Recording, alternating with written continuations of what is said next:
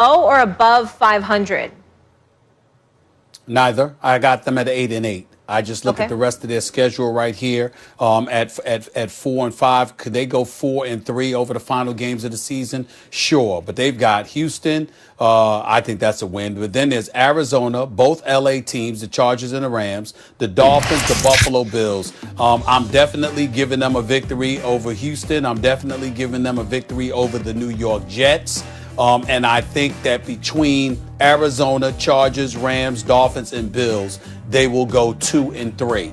And that's where they go. I think that's where they go to 8-8. And so for me, that's how I view them right now. I think that defensively, Bill Belichick always figures out a way to keep his team in a contest to make them competitive. But I thought they were assisted greatly by inclement weather in Foxborough on Sunday when they were going up against the Ravens. I don't anticipate that that's going to be a case, particularly in Houston and particularly in LA and Miami. They got 3 road games, 2 of them in Southern California and 1 of them near South Beach. I don't think weather will be an issue in those games. So that's where I'm at with it.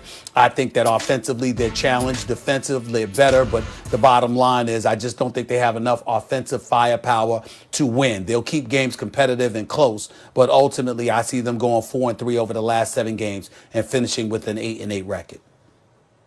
I'm going to take them to go over 500, guys. And I understand exactly what you're saying, Stephen A. It's good logic. And I'll say that their point differential, which tells you underlying is negative. They give up more points than they score, which means they should be under 500, right? But let me say something about that real quick. Miami, they start the season as a very good team, as it turns out. They won by 2 scores. Seattle, they lost on a goal line stand. Seattle was like 7-8-1 at one point, right? The Raiders, they won by 3 scores. That's your sleeper pick in the AFC, Stephen A. Then they play the Chiefs without Cam because of COVID. And without Cam and with a terrible call that went against them, they were competitive for most of that game. Then they had a bad part of the season, right? The Broncos and the Niners, they lose to the Broncos, a team they were favored to beat. They get stomped out by the Niners. But I'll remind you, this is right around the time where the facilities were often shut, like the Chiefs, the Chiefs game on. Their facilities were shut down for days at a time. And when you have all those defections off the defense because of COVID and other reasons to start the season, and when you have very few offensive weapons and the coach is doing it with spit and bubble gum, boy, you need that practice time, right? I think our perception of this team is negatively affected by the fact that COVID hit the quarterback, shut down the facilities, and they lost to 2 teams, one of them badly, that put them in a real hole. How about since then, as they've come out of that, as they've been able to practice, as Cam has gotten healthy? They barely lose to the Bills. Cam is stripped, or else probably they win that game. They beat the Jets. They claw their way to the victory against a bad team, and then they just beat a very good team in the Ravens. So actually, when you look at this season, when the Broncos and the Niners make us think of them differently. So now think of a team that's already beaten Miami, beaten the Raiders, beaten the Ravens, came very close against the Seahawks and the Bills, and now look at their schedule. I think they can beat the Texans, Chargers, and Jets. I think that can be 3 wins. Can they lose one of those games? Sure. But I think that they'll do it against those 3 teams. Now I'm looking at Arizona at Foxborough.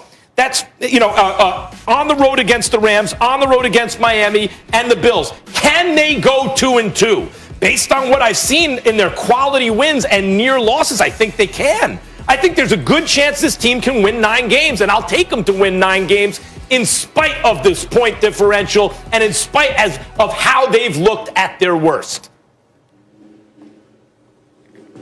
Yeah, I agree with you, Max. I mean, when you look at this football team, listen, Bill Belichick, I mean, he is doing an incredible job coaching this football team. When you talk about all the guys who decided not to play because of COVID, like you said, going through the experience with the team as Cam tested positive and throughout that entire time, it's been a masterful job of coaching just to stay competitive in games, in all honesty. And like you said, they probably should have beat the Bills, right? It comes down to Cam holding on to the ball late, which is a very good football team. And I'm the same way you. I'm bullish on them getting 9 wins. And here, this is the crazy part about them. At 9 wins, they're not going to make the playoffs, right, or whatever, so they're kind of out. I think everybody in the AFC would take a big sigh of relief, because when Bill Belichick gets his script for you in the playoffs, I think teams get tight. The other part about the Arizona game in particular, I will say this. It will be interesting for me to watch how they defend Kyler Murray, right? Like we just saw the Bills have a 23-7 lead going into the fourth quarter and not be able to hold it. I'm interested to see how that thing plays out. I'm telling you, the Patriots and Belichick have done a really good job of buying in. I don't love Cam talking about we're better than our record or however he says that kind of thing. Because the truth is, you are what you are, right? Like it is what it is, and so your record is what you played to. But they do have the capability, because of coaching, to play better than we all anticipated, and I think they have. And again, Bill Belichick, the greatest of all time, or somewhere in that category. But it's been a masterful job on the coaching side.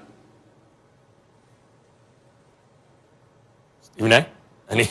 All right. Yep. We can wrap it up there. But it's a good thing Jeff's sticking around, because up next we have a Stevens A list, which could be a Stevens B list, and we'll let Jeff be a judge of that.